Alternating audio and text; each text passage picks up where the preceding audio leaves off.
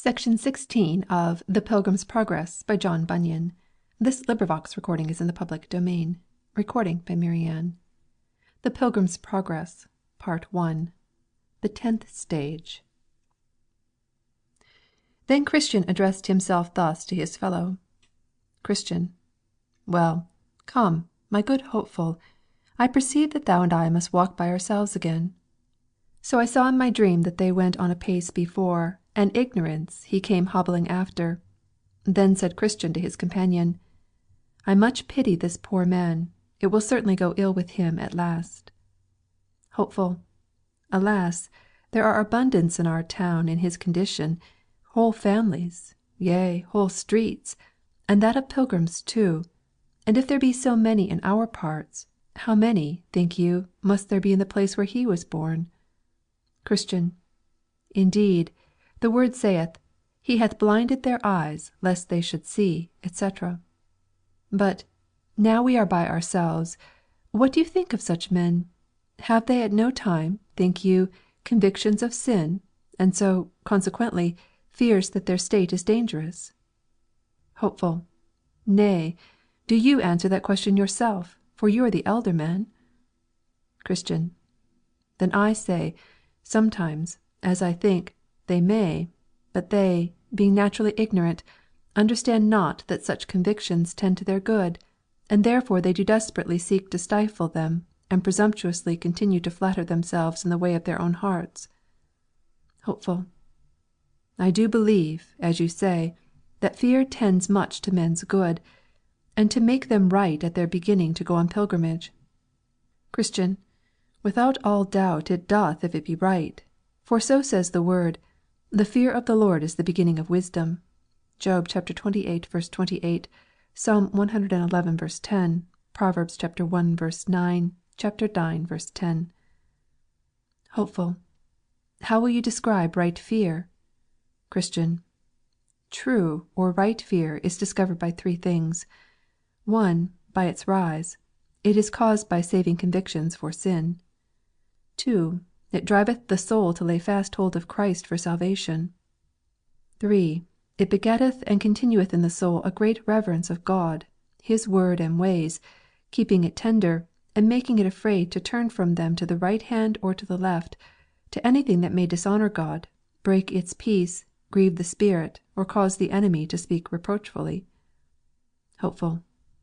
Well said. I believe you have said the truth. Are we now almost got past the enchanted ground? Christian. Why, are you weary of this discourse? Hopeful. No, verily, but that I would know where we are. Christian. We have now not above 2 miles further to go thereon. But let us return to our matter. Now the ignorant know not that such convictions as tend to put them in fear are for their good, and therefore they seek to stifle them. Hopeful. How do they seek to stifle them? Christian. First, they think that those fears are wrought by the devil, though indeed they are wrought of God, and thinking so, they resist them as things that directly tend to their overthrow. Second, they also think that these fears tend to the spoiling of their faith, when, alas for them, poor men that they are, they have none at all, and therefore they harden their hearts against them. Third, they presume they ought not to fear, and therefore, in despite of them, wax presumptuously confident. Fourth, they see that those fears tend to take away from them their pitiful old self-holiness, and therefore they resist them with all their might. Hopeful. I know something of this myself, for before I knew myself it was so with me. Christian. Well, we will leave, at this time, our neighbour Ignorance by himself, and fall upon another profitable question. Hopeful. With all my heart, but you shall begin. Christian. Well, then, did you know, about 10 years ago, one Temporary in your parts, who was a forward man in religion then? Hopeful. Know him? Yes. He dwelt in Graceless, a town about 2 miles off of Honesty, and he dwelt next door to one Turnback. Christian. Right. He dwelt under the same roof with him. Well, that man was much awakened once. I believe that he had some sight of his sins and of the wages that were due thereto. Hopeful. I am of your mind, for, my house not being above 3 miles from him, he would oft times come to me, and that with many tears. Truly I pitied the man, and was not altogether without hope of him. But one may see it is not every one that cries, Lord, Lord. Christian. He told me once that he was resolved to go on pilgrimage, as we go now. But all of a sudden he grew acquainted with one save self, and then he became a stranger to me. Hopeful. Now, since we are talking about him, let us a little inquire into the reason of the sudden backsliding of him and such others. Christian. It may be very profitable. But do you begin. Hopeful. Well, then, there are, in my judgment, 4 reasons for it. 1. Though the consciences of such men are awakened, yet their minds are not changed. Therefore, when the power of guilt weareth away, that which provoked them to be religious ceaseth, wherefore they naturally turn to their old course again. Even as we see the dog that is sick of what he hath eaten, so long as his sickness prevails he vomits and casts up all. Not that he doth this of a free mind, if we may say a dog has a mind, but because it troubleth his stomach. But now, when his sickness is over, and so his stomach eased, his desires being not at all alienated from his vomit, he turns him about and licks up all. And so it is true which is written, The dog turneth to his own vomit again. 2 Peter 2:22. Thus, I say, being hot for heaven by virtue only of the sense and fear of the torments of hell, as their sense of hell and fear of damnation chills and cools, so their desires for heaven and salvation cool also. So then it comes to pass that when their guilt and fear are gone, their desires for heaven and happiness die, and they return to their course again. 2. Another reason is, they have slavish fears that do overmaster them. I speak now of the fears that they have of men, for the fear of man bringeth a snare. Proverbs 29:25. So then, though they seem to be hot for heaven so long as the flames of hell are about their ears, yet, when that terror is a little over, they betake themselves to second thoughts, namely, that it is good to be wise, and not to run, for they know not what, the hazard of losing all, or, at least of bringing themselves into unavoidable and unnecessary troubles. And so they fall in with the world again. 3. The shame that attends religion lies also as a block in their way. They are proud and haughty, and religion in their eyes is low and contemptible. Therefore when they have lost their sense of hell and the wrath to come, they return again to their former course. 4. Guilt, and to meditate terror, are grievous to them. They like not to see their misery before they come into it, though perhaps the sight of it at first, if they loved that sight, might make them fly whither the righteous fly and are safe.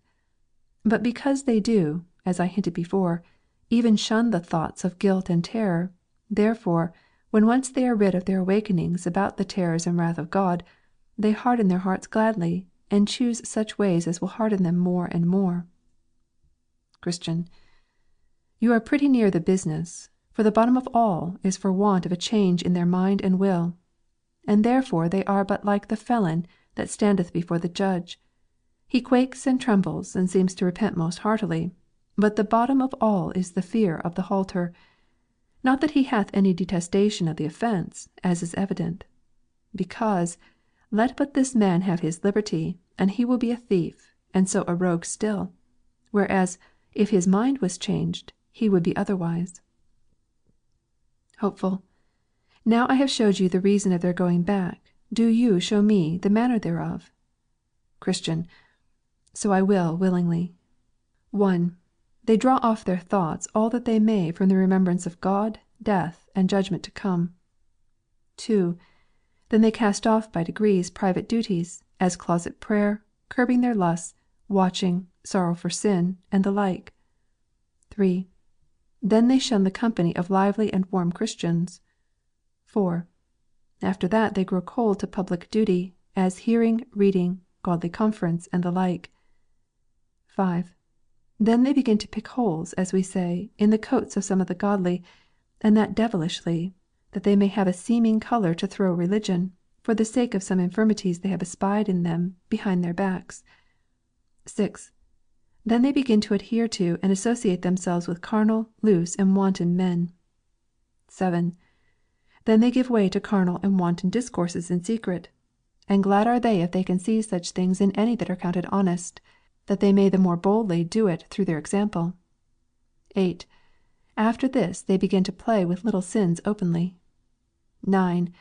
And then, being hardened, they show themselves as they are. Thus, being launched again into the gulf of misery, unless a miracle of grace prevent it, they everlastingly perish in their own deceivings. Now I saw in my dream that by this time the pilgrims were got over the enchanted ground, and entering into the country of Beulah, whose air was very sweet and pleasant. Isaiah chapter 62, verses 4-12. Song of Solomon chapter 2, verses 10-12. The way laying directly through it, they solaced themselves there for a season. Yea, here they heard continually the singing of birds, and saw every day the flowers appear in the earth, and heard the voice of the turtle in the land. In this country the sun shineth night and day, wherefore this was beyond the valley of the shadow of death, and also out of the reach of giant despair. Neither could they from this place so much as see Doubting Castle. Here they were within sight of the city they were going to.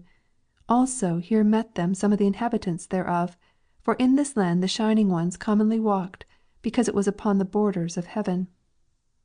In this land also the contract between the bride and the bridegroom was renewed.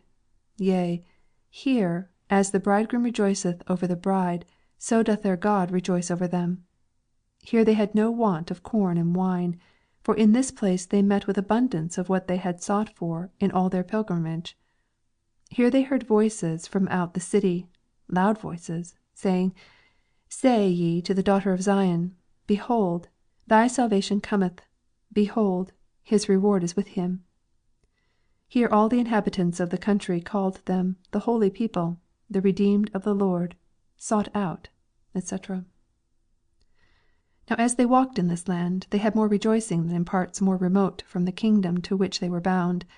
And drawing near to that city they had yet a more perfect view thereof. It was builded of pearls and precious stones. Also the streets thereof were paved with gold, so that, by reason of the natural glory of the city and the reflection of the sunbeams upon it, Christian with desire fell sick. Hopeful also had a fit or two of the same disease, wherefore here they lay by it a while, crying out because of their pangs, If you see my beloved, tell him that I am sick of love.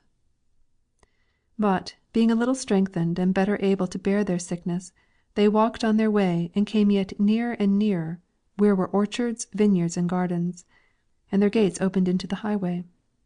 Now as they came up to these places, behold the gardener stood in the way, to whom the pilgrims said, Whose goodly vineyards and gardens are these? He answered, They are the King's, and are planted here for his own delight and also for the solace of pilgrims. So the gardener had them into the vineyards, and bid them refresh themselves with the dainties. Deuteronomy chapter 23, verse 24. He also showed them there the King's walks and arbours where he delighted to be, and here they tarried and slept. Now I beheld in my dream that they talked more in their sleep at this time than ever they did in all their journey. And being in muse thereabout, the gardener said even to me, Wherefore musest thou at this matter? It is the nature of the fruit of the grapes of these vineyards to go down so sweetly as to cause the lips of them that are asleep to speak. Song of Solomon chapter 7, verse 9. So I saw that when they awoke they addressed themselves to go up to the city, but, as I said, the reflection of the sun upon the city, for the city was pure gold, Revelation chapter 21, verse 18, was so extremely glorious that they could not as yet with open face behold it, but through an instrument made for that purpose. 2 Corinthians chapter 3, verse 18. So I saw that as they went on, there met them 2 men in raiment that shone like gold, also their faces shone as the light. These men asked the pilgrims whence they came, and they told them. They also asked them where they had lodged, what difficulties and dangers, what comforts and pleasures they had met with in the way, and they told them. Then said the men that met them, You have but 2 difficulties more to meet with, and then you are in the city.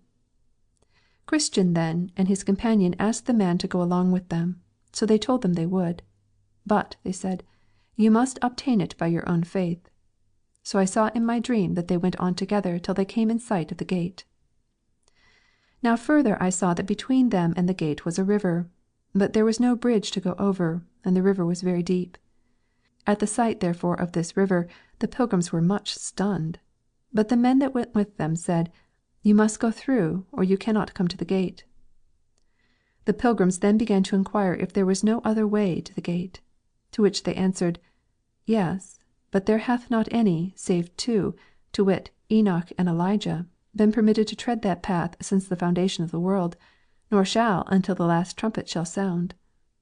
The pilgrims then, especially Christian, began to despond in their mind, and looked this way and that, but no way could be found by them by which they might escape the river.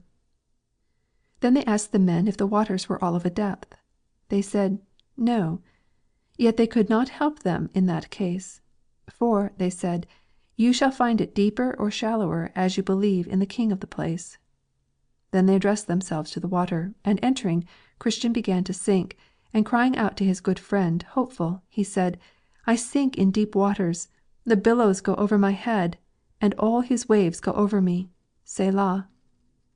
Then said the other, Be of good cheer, my brother, I feel the bottom, and it is good.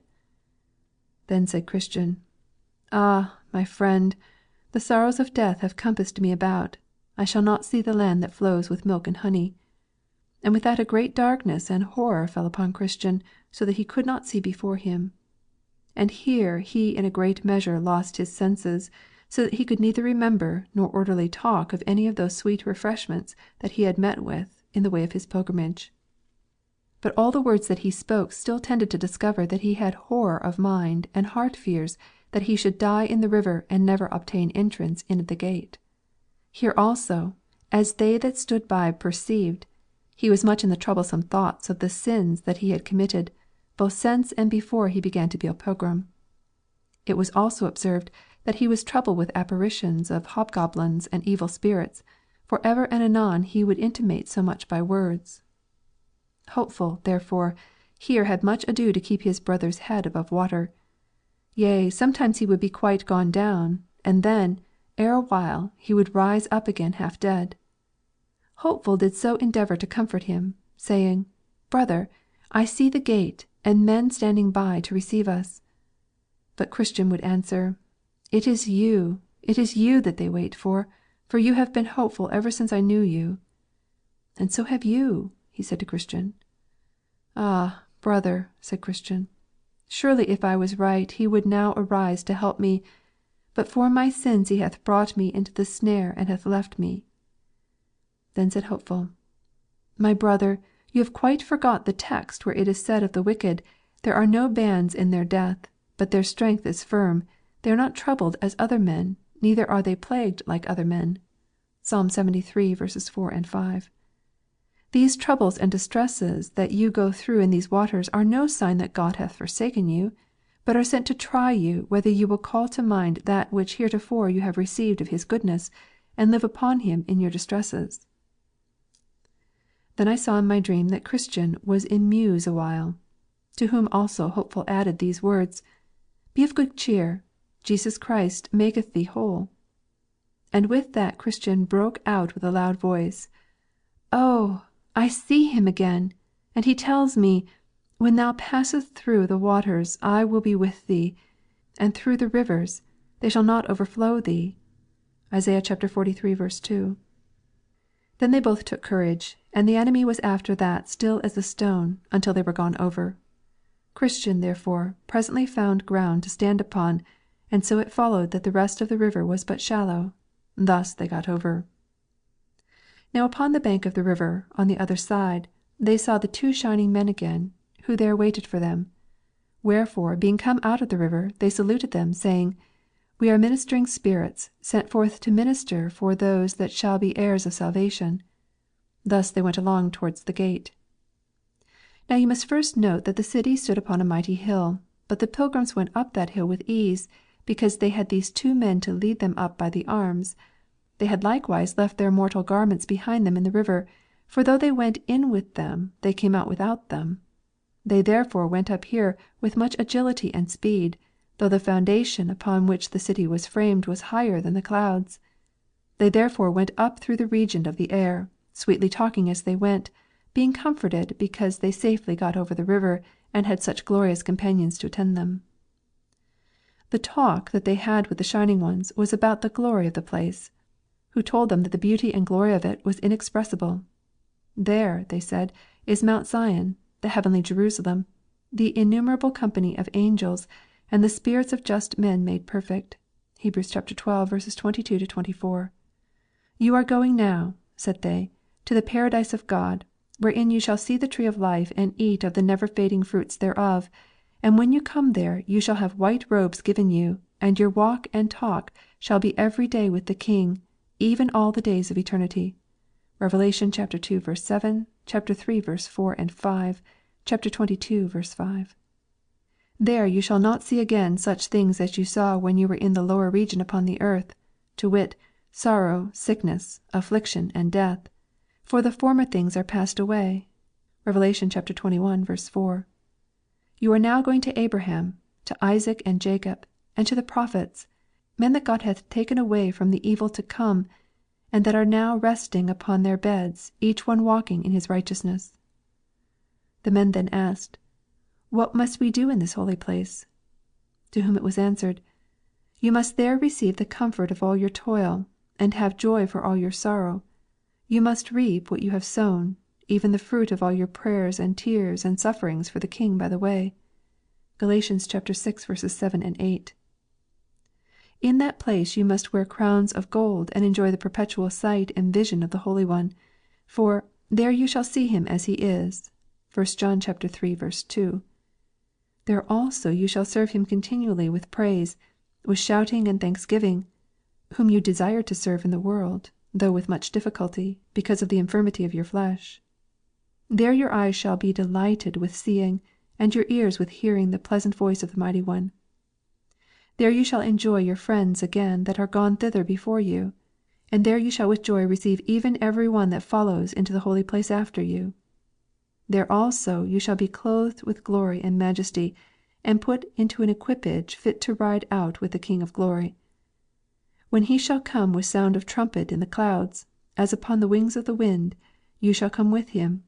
And when he shall sit upon the throne of judgment, you shall sit by him. Yea, and when he shall pass sentence upon the workers of iniquity, let them be angels or men, you also shall have a voice in that judgment, because they were his and your enemies. Also, when he shall again return to the city, you shall go too with the sound of trumpet, and be ever with him.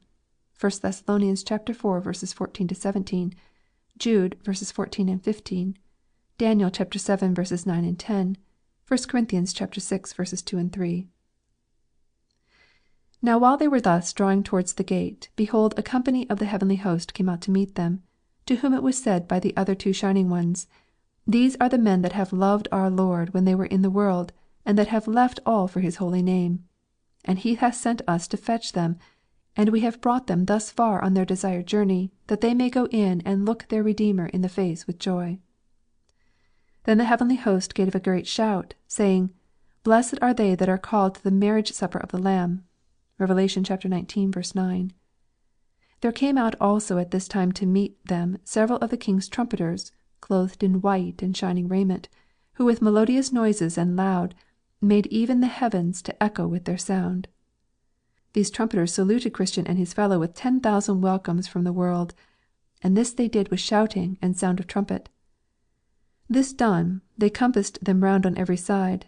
Some went before, some behind, and some on the right hand, and some on the left, as it were to guard them through the upper regions, continually sounding as they went, with melodious noise, in notes on high, so that the very sight was to them that could behold it as if heaven itself was come down to meet them.